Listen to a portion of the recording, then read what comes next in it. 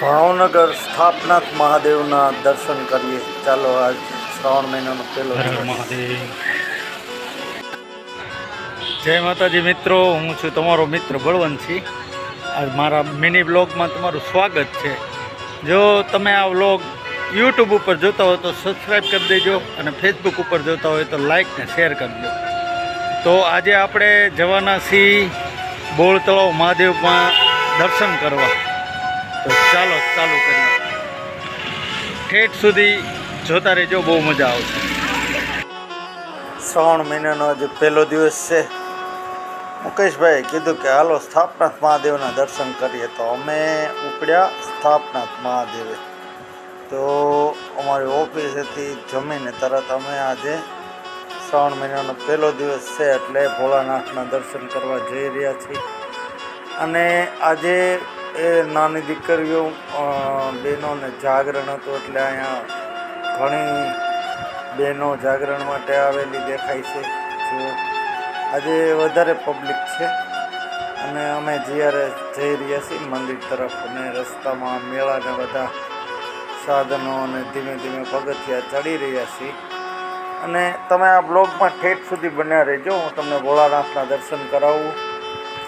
ચાલો તો મિત્રો, આપણે આવી ગયા છીએ સ્થાપનાથ મહાદેવ બોળ તળાવ ભાવનગર, અને આ મંદિરની એકદમ નજીક પહોંચી ગયા છીએ. બાજુમાં સ્કૂલ છે મ્યુનિસિપાલિટીની, સરસ મજાનો બગીચો છે. બગીચાની અંદર ઘણા બાળકો અને દીકરીઓ બધા રમતા હતા. આજે જાગરણ હોવાથી આજે અહીંયા ખૂબ જ ટ્રાફિક હતો, એટલે અમે અને મુકેશભાઈ વેગા અમે જલ્દીથી પહોંચી ગયા મંદિરના દરવાજા સુધી.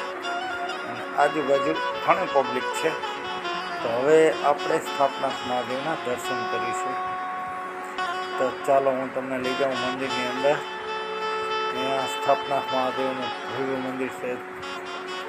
જય ભોળાનાથ, મહાદેવ મહાદેવ મહાદેવ મહાદેવ.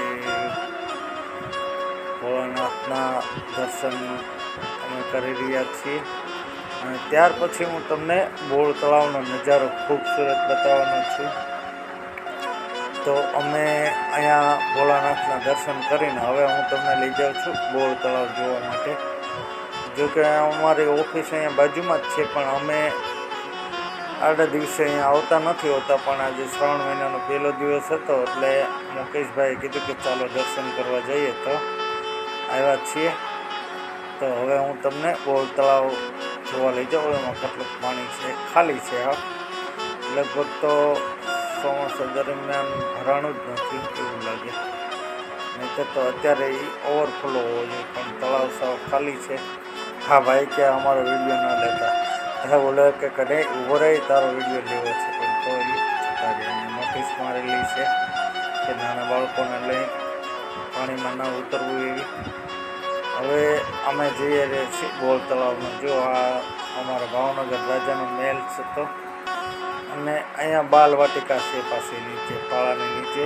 ત્યાં બાળકોને રમવાની બહુ મજા આવે એવું, અને બહુ મસ્ત ખૂબસૂરત નજારો હતો.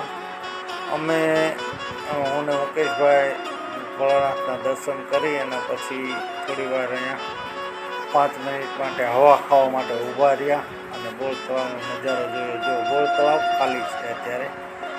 અને ત્યાર પછી અમે પાછા રિટર્ન થયા. કીધું ચાલો હવે બાલવાટિકા તરફ જઈએ. અને આ છે બાલવાટિકા, જેની અંદર આજે જાગરણ હોવાથી દીકરીઓ રમી રહી હતી, એટલે અમે અંદર પ્રવેશ નથી કર્યો. અમારો બ્લોગ તમને કેવો લાગ્યો કોમેન્ટ જરૂર કરજો, અને ફેસબુક ઉપર જોતા હોય તો શેર કરી દેજો, યુટ્યુબ ઉપર જોતા હોય તો સબસ્ક્રાઈબ જરૂર કરજો.